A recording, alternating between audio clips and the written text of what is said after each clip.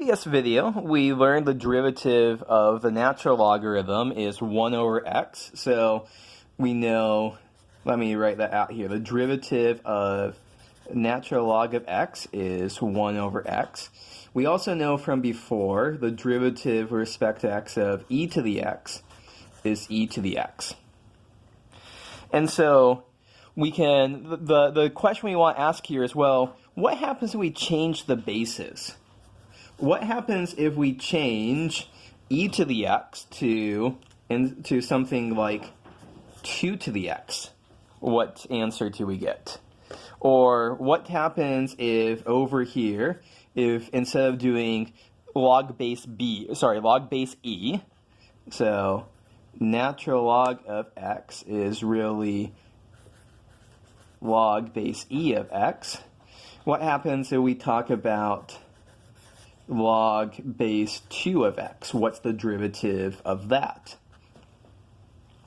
More broadly speaking, we're going to ask, what's the derivative of b to the x, where b is a constant?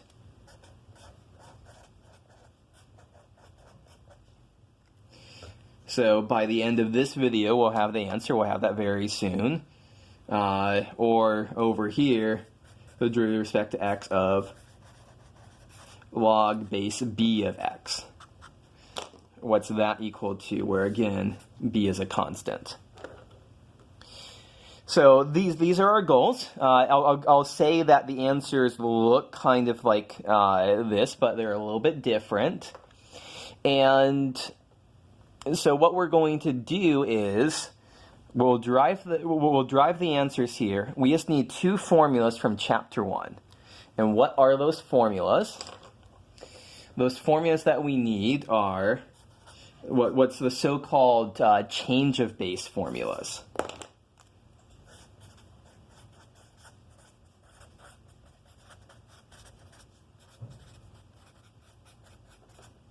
And so our change of base formulas are, b to the x is equal to e to the x times the natural log of b, and the log base b of x is equal to natural log of x divided by natural log of b.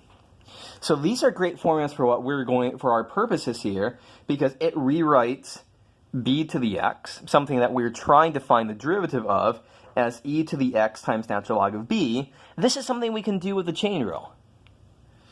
And this is great over here. Log base b of x is natural log of x. That's something we just learned how to take the derivative of up here. And divide by natural log of b, that's a constant. B is a constant. B is something, in this case, you can think for yourself, b is 2. So this is like e to the x times natural log of 2. This is like natural log of x divided by natural log of 2. So we'll be able to use various laws to figure out derivatives here. So let's go to a new slide. So what's going on? So b to the x is e to the x natural log of b. Let's take the derivative with respect to x. So chain rule says the derivative of e to the x natural log of b is e to the x natural log of b times the derivative of the exponent here, and the derivative of x natural log of b. X is our variable, natural log of b is a constant, so the derivative of x natural log b is natural log b. Again, if we're thinking of b as a particular number like 2, the derivative of natural log of 2 times x is just natural log of 2. So this tells us that the derivative of b to the x is x e to the natural log of b times log b, but we're going to use the change of base formula in reversed to rewrite this as, so we just go back and say that's b to the x. So what's our answer here? the derivative with respect to x of b to the x is just b to the x times natural log b.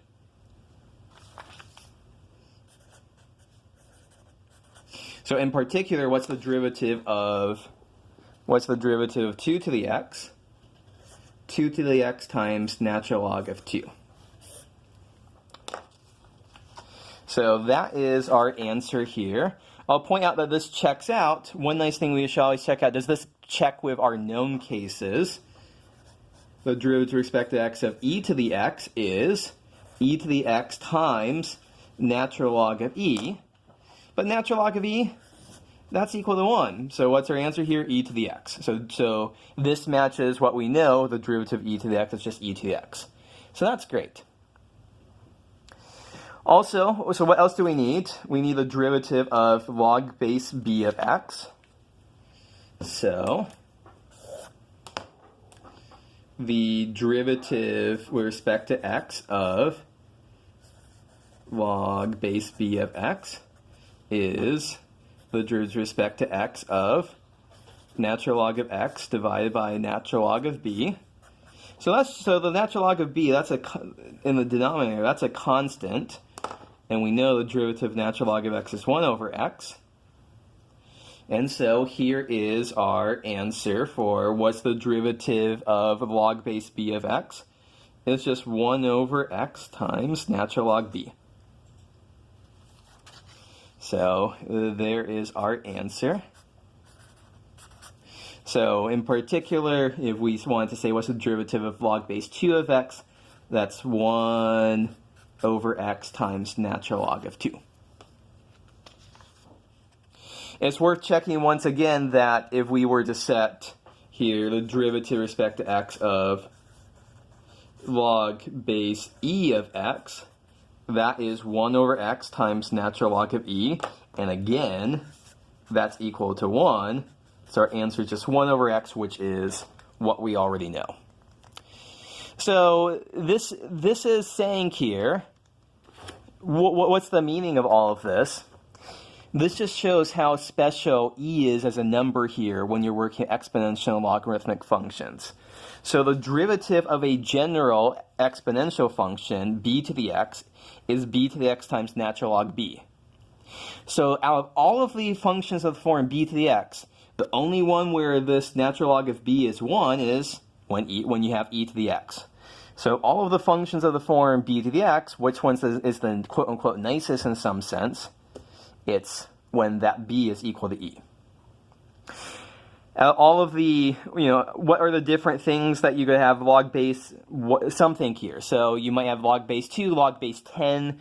The log base 10 might be the very first log you learned about in school and stuff like that.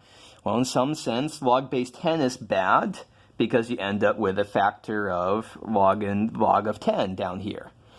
Log base 2 is bad because you end up with a factor of log of 2 down there, natural log of 2. So of all the different bases here, basis for our logs here, which one gives the nicest derivative of the log function? It's natural log. That just gives you 1 over x. There's nothing else to do there. So that's a kind of important philosophical point to think about. Okay, so we've got these rules, we derived them and stuff like that. Let's do a handful of examples here. So, new piece of paper coming up. So what's the derivative of 4e to the x? Sorry, 4 to the 3x. Don't know what I was saying there. So this is going to be, so we'll use the chain rule here.